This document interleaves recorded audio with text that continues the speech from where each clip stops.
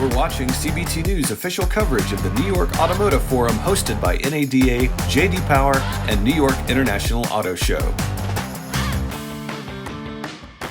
I'm with John Fitzpatrick, President and CEO of Force Marketing. John, thank you so much for taking the time out of your schedule here at the forum. So let's talk a little bit about what your presentation today is going to be about. I understand you're going to be interviewing Senator Bernie Marino. I am. Good personal friend of mine. We worked with all his dealerships when he was a dealer and formed a great partnership in business and then a friendship in life. And now he's a U.S. Senator, so I joke now I have to call him Senator Moreno instead of Bernie. That's right. But he's doing a great job. He's 100 days in. Yeah. And he's just already fast to work. And he's told me, John, I'm sort of like, I have a renewed energy on life. Not that he didn't. The guy's a high energy, high optimistic guy.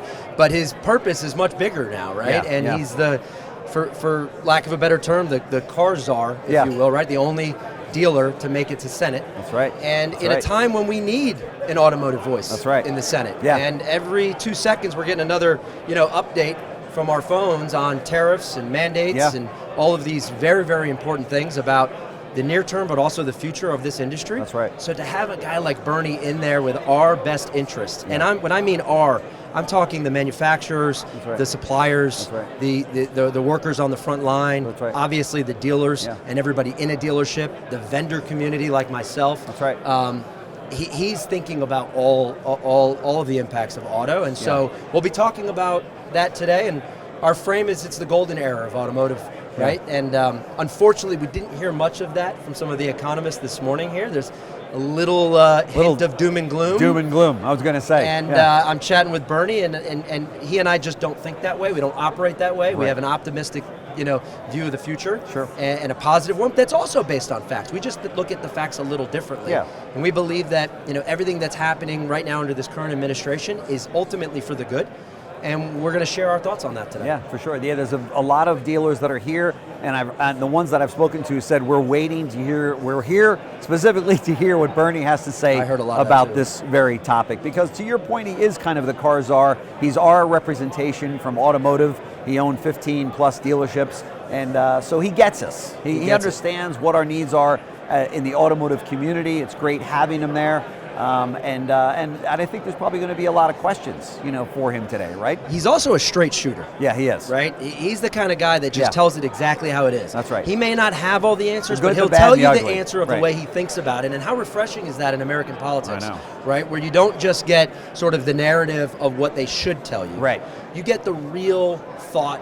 And the thought from a guy who, at least in this room, sat in this room. That's right. That's right. So he can very quickly put his dealer hat back on. That's right. He can put the hat of what the OEMs are thinking and concerned about, and then go back and put his senator hat on and say, okay, how do we make a better future for America? That's right. That's right. Let me switch gears for you for just a second. We just came off of a great quarter. It was fueled by the last couple of weeks of March, as you know. Absolutely. I think there was some people that said, we better act fast on getting our new car before these tariffs hit on April 2nd or 3rd. Did you see that from your clients as well? I mean, you work with clients all over the country. Right now, about 1,400 rooftops all over the country. No regional concentration, no OEM concentration. So we see the Ferrari buyer, all the way down.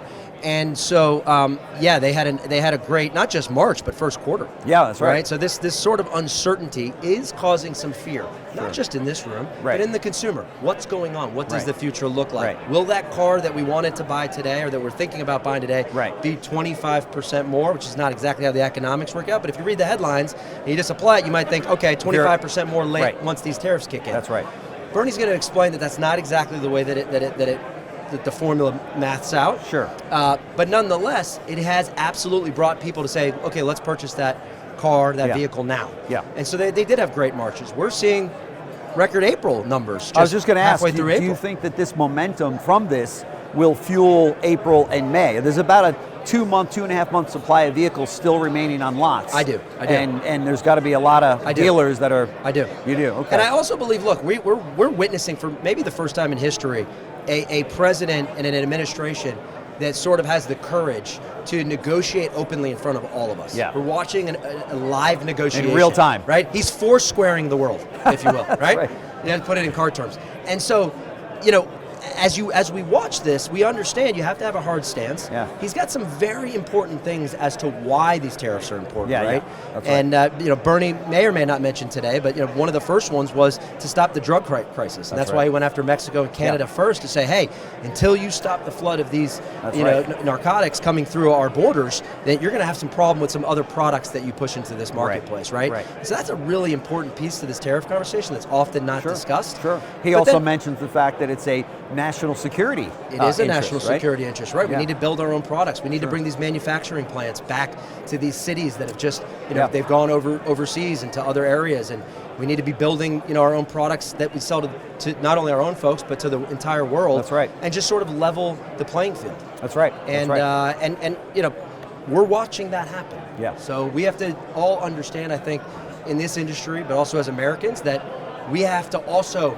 back that courage. That's right. And say, this is going to work out. That's right. Have an optimistic sort of view of it. And also, look, dealers are resilient. You know this, right? Yeah. We've gotten through cash for clunkers periods of time. We've gone through COVID. That's right. We've gone through inventory, semiconductor chip crisis.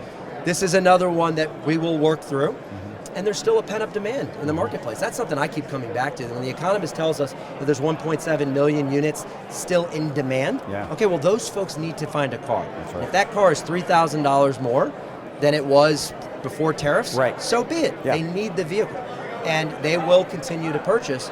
I think there's a lot of other implications to that, obviously, on the manufacturing side, supply side. Sure.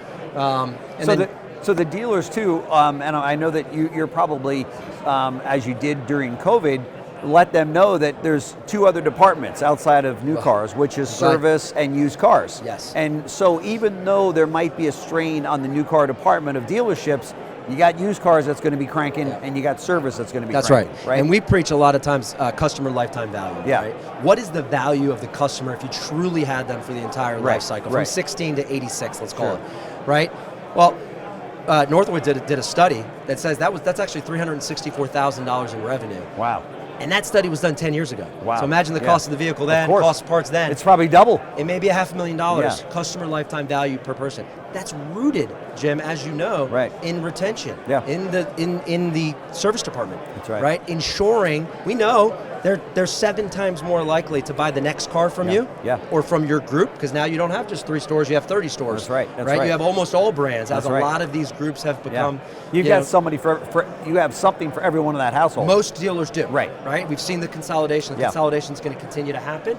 And so if we know that they're 7 times more likely if we have their service business, well, then how important is that service business? I know. And by the way, on the service side of this tariff conversation, huge opportunity for dealers, especially on the EV side, right? Yep. What's going to happen with the mandates? Does the $7,500 incentive go down to $6,000? Does it go down to 0, as Bernie has told us that it will, and he'll reconfirm that today, that we believe that's going to 0? Well, does that help the EV sale or does it hurt it? Well, we're going to dive into that. We believe it helps it. Yeah. Okay. Because the EV mandate was really out there to say, hey, let's kickstart folks into this purchase. Sure. Well, look, at 9% of sales, it's kickstarting. Now let the consumer just decide what's best for them. Let's not have the government mandate what's best for them and suggest that OEMs have to get certain vehicles made, whether they like it or not. Let the consumer drive. The consumer's always won. Let's let them continue to win in the decision making. That's right. That's right. Again, so your event is they held it to the last event here at JD Power, and I think with good reason. Well, you're kind of the closing act. Everybody wants to see Bernie the feedback Marino was talk. so good. Yeah, I mean, think about. I actually had a guy share with me. They said, maybe if you had Trump on stage, because Trump's Trump, but outside of Trump, politically, I can't think of someone more important to this industry to hear from, for sure, than Bernie Marino. For sure. And so I kind of thought about that. I was like, they're right. Yeah. And so yes, they moved us to the keynote spot, because they had such a excitement around this. They're like, you know what? Let's end the event with John and Bernie. And by the way, what I'm planning to bring to the stage is not a traditional interview where I have questions set up. This is 2 friends that have a lot of conversations over a decade. Sure. That now those conversations can be real and authentic. And that's what I hope that the viewers here walk away with. Bring the audience into that conversation. Authenticity, clarity, absolutely. Which counts for so much. John Fitzpatrick, President and CEO of Force Marketing. Thank you so much. Good luck. Thanks for having me. I know you'll be great. Thanks.